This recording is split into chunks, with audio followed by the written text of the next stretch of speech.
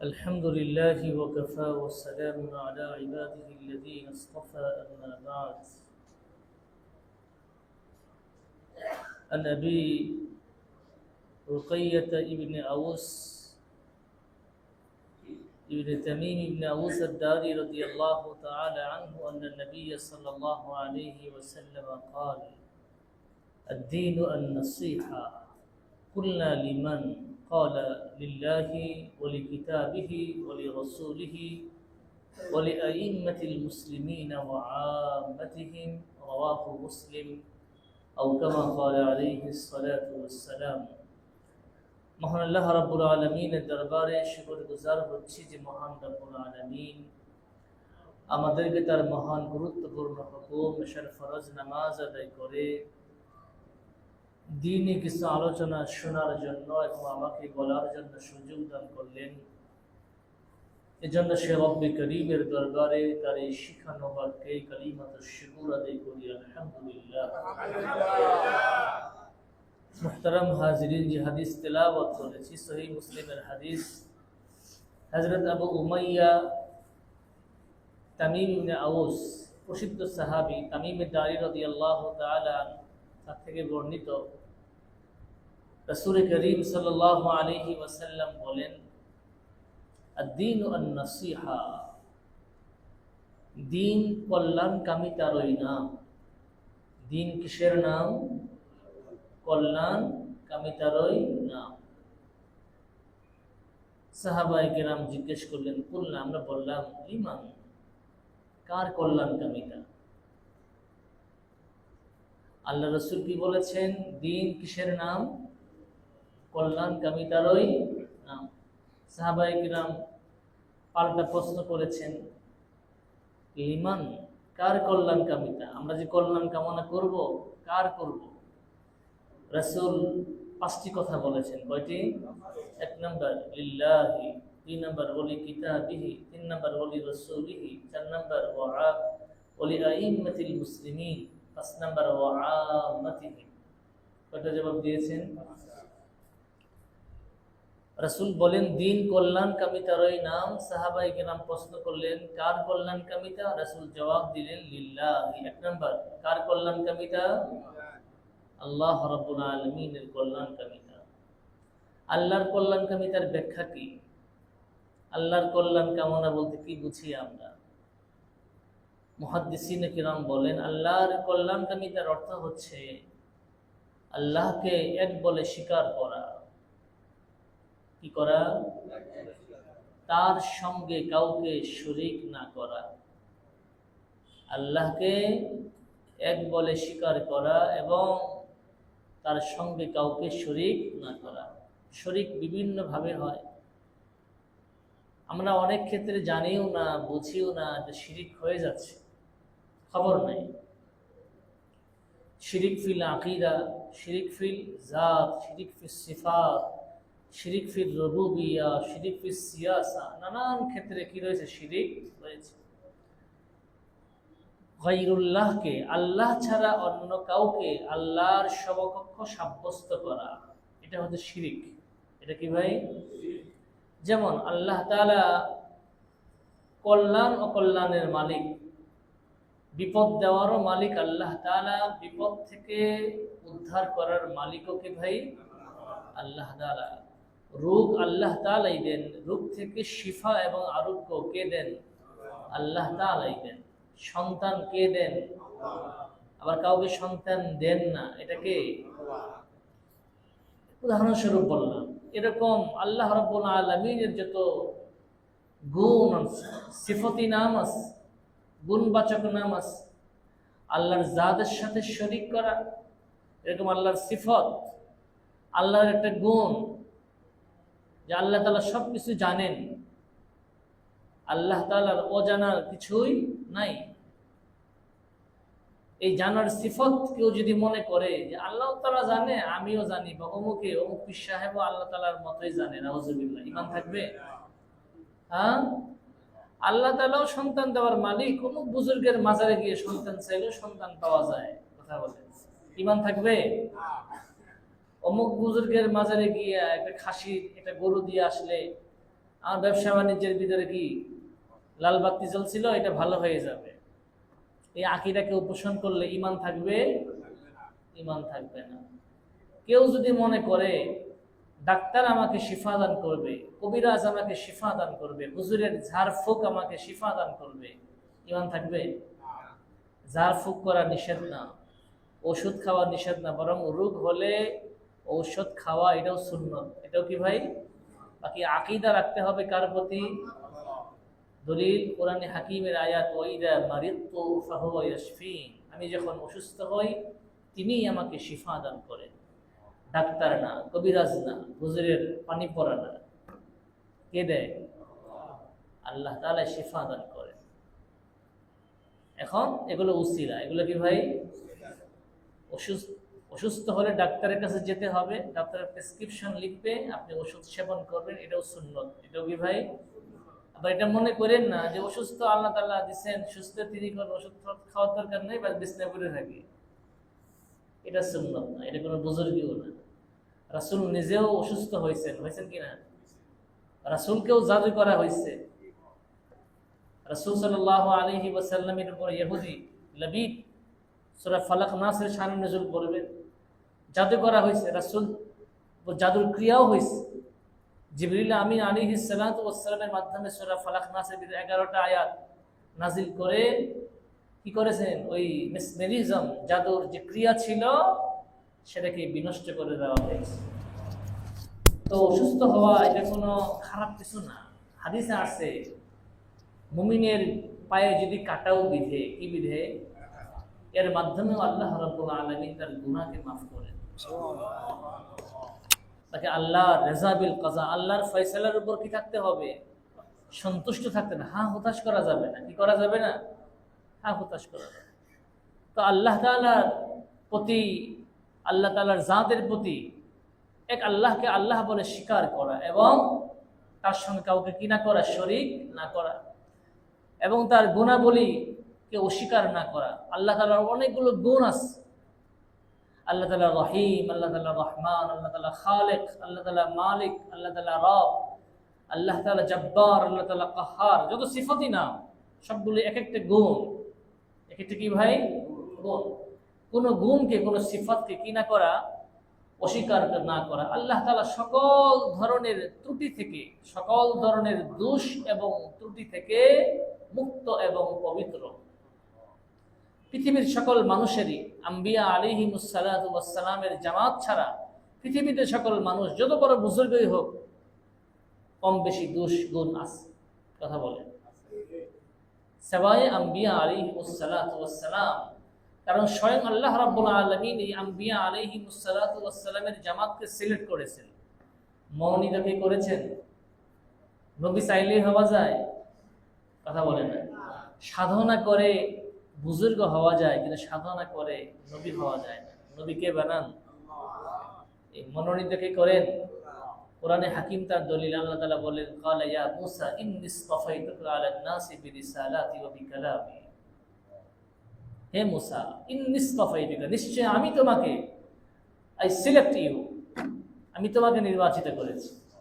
ইন্নী ইসতাফাইতুকা আলান নাস, পৃথিবীর মানুষের উপর তোমাকে আমি নির্বাচিত করেছি। কিসের জন্য? বিরিসালাতি, আমার রিসালাত এবং নবুয়তের দায়িত্ব পালন করার জন্য। ওয়া বিকালামি, আমার কথার জন্য। ফাখুদ মা আতাইতুকা ওয়া কুম মিনাশ শাকিরিন, কাজেই তুমি, আমি যা তোমাকে দেই, যে প্রত্যাদেশ তোমার প্রতি নাজিল করি, সেটাকে আঁকড়ে ধরো, আর ওয়া কুম মিনাশ শাকিরিন, এর জন্য আল্লাহর শুকরগুজার বান্দা হয়ে যাও। তো রিসালাত চাইলেই পাওয়া যায় না। রিসালাত কে দেন? বুজুর্গ আল্লাহ তাআলার রহমতে হয়, বাকি বান্দার সাধনা লাগে। কি লাগে? বুজুর্গ হওয়ার জন্য কয় কাজ বলছিলাম? কয় কাজ?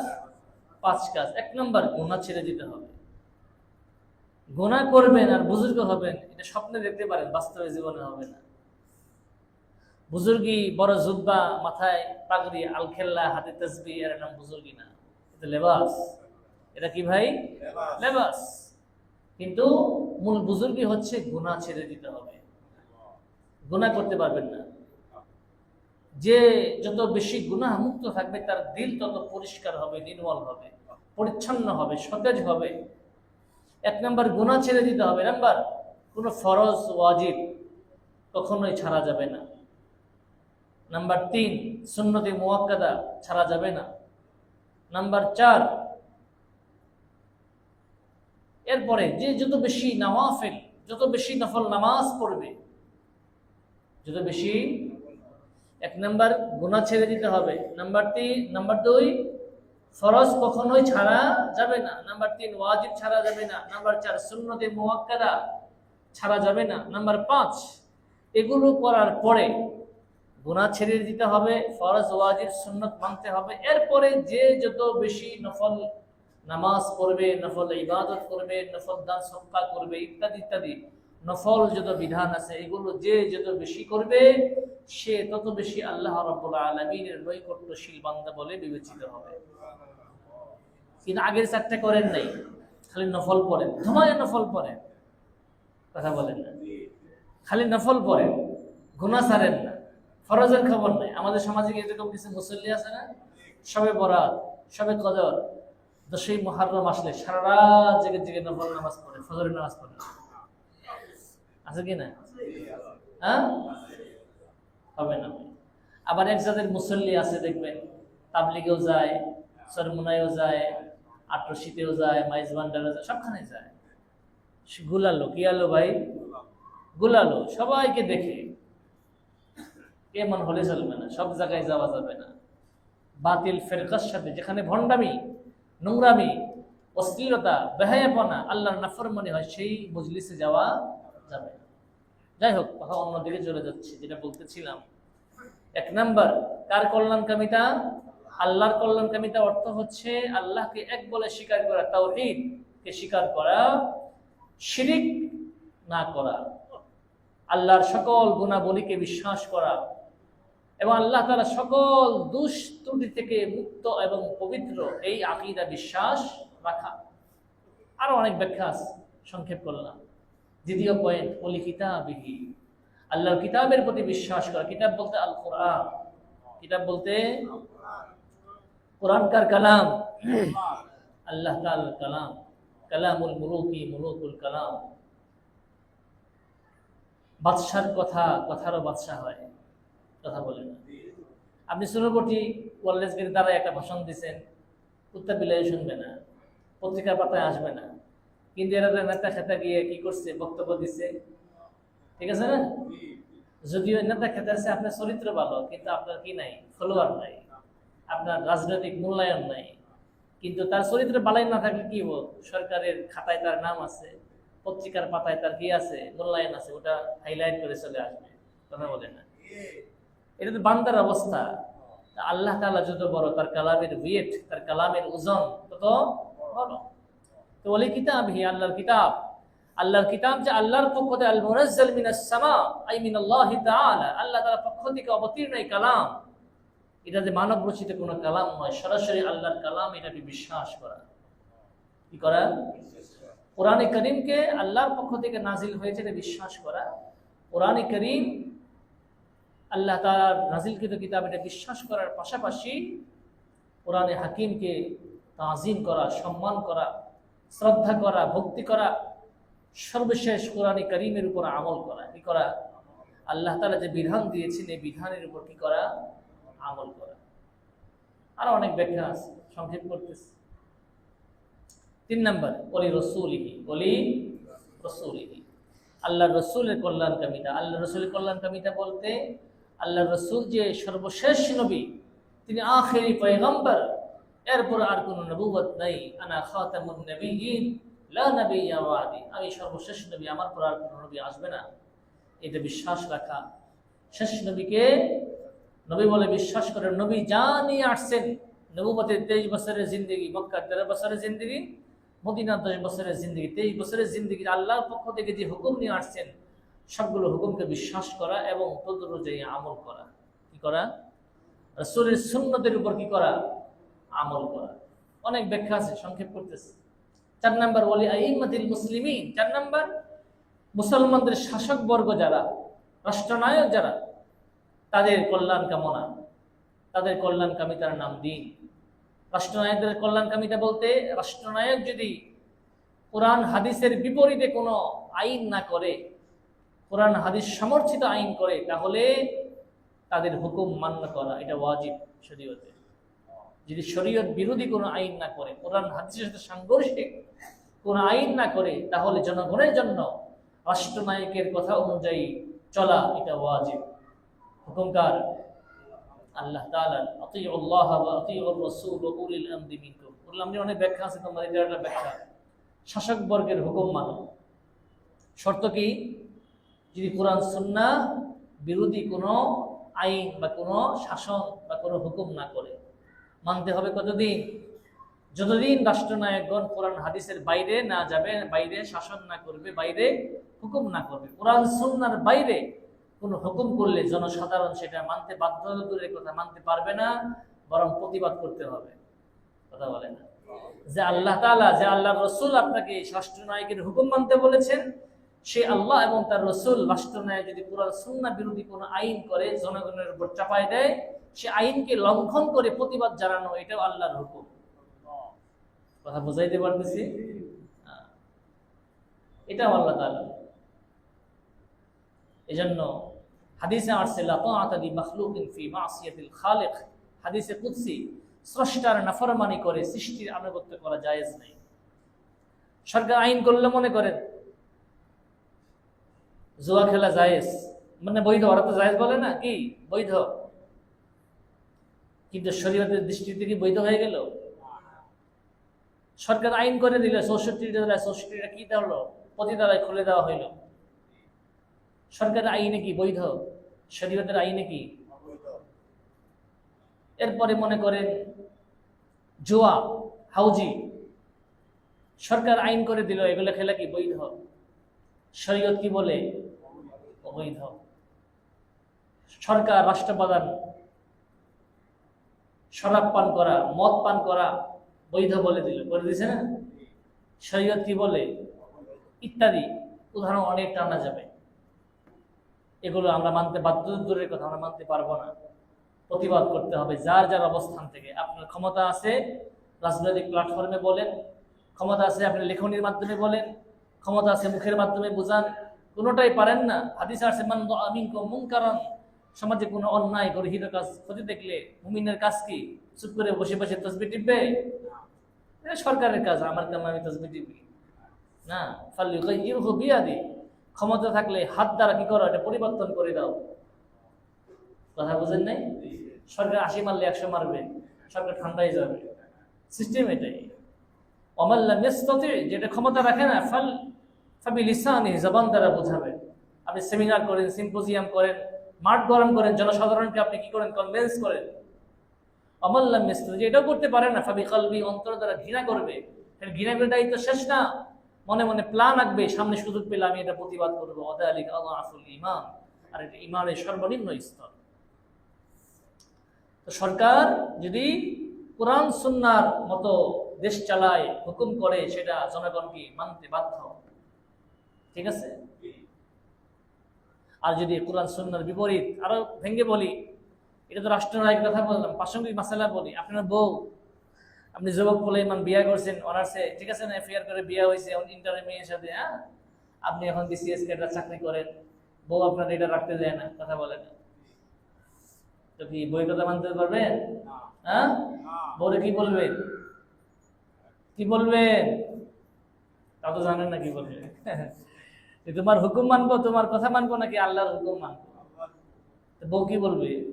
আপনি বউকে যদি সবে আওয়াল গোরবারা কাস্তান বাই, ফার্সিতে কথা আছে, ওই আমরা একটা কথা বলি না, বাসায় নদী বিড়াল মারা উচিত, এটার ব্যাখ্যা আমরা বুঝি, আমরা এক একজন এক এক ব্যাখ্যা বলি। বউয়ের কাছে আপনি পারফেক্ট হাজবেন্ড প্রথম দিন থেকে হতে হবে। প্রথম দিন দুর্বল হয়ে যান আচরণে, অন্যান্য বিষয়ে, অত ভেঙে তারা বলা যায় না, ঠিক আছে না? আপনি সারা জীবনে দুর্বল থাকবেন। প্রথম দিন থেকে আপনাকে মৃত্যুর আগ পর্যন্ত প্রত্যেক দিন আপনার জন্য পরীক্ষা। কথা বলেন, স্ত্রীর সুখে পারফেক্ট হাজবেন্ড হওয়া এটা অত সহজ না। জন্মগতভাবে কেউ পারফেক্ট হাজবেন্ড হয়ে আসে না, এটা নিজেকে ঘরায় নিতে হয়। জন্মগতভাবে কেউ পারফেক্ট ওয়াইফ হয়ে আসে না, আপনার টেকনিকের মাধ্যমে ঘরায় নিতে হয়। কথা বোঝেন? কথা বোঝাইতে পারতেছি ভাই? স্ত্রী যদি দাড়ি কাটতে বলে, আপনি দাড়ি কাটতে পারবেন? ডক্টর শহীদুল্লাহ বক্তব্য আপনাদের শুনেছেন আগে 2-3 বার, ওরকম হতে হবে। আমাদের সমাজের কিছু নারী আছে যারা তুলা পছন্দ করে আর কাটা পছন্দ করে, কথা বলে না, দাড়িটা তুলার মতো নরম না, এটা পছন্দ হয় না, কাটা কাটা গালের মধ্যে বাজবে, মুখে বাজবে, ঠিক আছে না, ওটা খুব পছন্দ হয়। দাড়ি কাটলে 28টা ক্ষতি, কয়টা ক্ষতি? আপনি মেডিসিন বিশেষজ্ঞ ডাক্তারের কাছে জিজ্ঞেস করেন। আমি এতটুকু বলি, আপনি যতই হায়ার ব্র্যান্ডে ক্রিম মাখেন, লোশন মাখেন, পারফিউম ব্যবহার করেন, যাই করেন তাই করেন, আপনার চোখের পাওয়ার কমে যাবে। কি গুনাহে কবিরা? আপনারা শুধু জানেন সৎকায়ে জারিয়া, জানেন না যে একটা মানুষ মারা গেল বাস এটা মসজিদ বানা হয়ে গেল, যতদিন থাকবে মসজিদ, সৎকায়ে জারিয়া সব জানি, এটা সহজ। কিন্তু গুনাহে জারিয়াও আছে, খালি সৎকায়ে জারি না, গুনাহে যতদিন পর্যন্ত এক মুষ্টি পরিমাণ দাড়ি না রাখবেন ততদিন পর্যন্ত 24 ঘন্টা অনবরত গুনাহ লেখা হতে থাকবে। কথা বলেন, এক মুষ্টি পরিমাণ দাড়ি রাখা ওয়াজিব। দাড়ি কাটার কথা বলা হয় নাই, হাদিসে বলা হয়েছে আউফুল লুহা, আউফুল লুহা, দাড়িকে লম্বা করো, ওয়াকসুস শাওয়ারিব, গুফ ছোট করো। আমরা উল্টা গুফ রাখি, একদম কি সামিয়ানা বানায় ফেলাই, ঠিক আছে না? আর দাড়ি কি করে ফেলি, ক্লিন শেপ, সাফান সাফা, ঠিক আছে না? আপনি যে দাড়ি কেটে ডেনে ফেলে দেন, আসলে সুন্নতকে আসলে কষ্ট পান না? কথা বলেন। অনেক ঘটনা আছে, আমার ঘটনা বলার সময় নাই। দাড়ির মাধ্যমে আল্লাহ তাআলা অনেক মানুষকে নাজাত দান করবেন।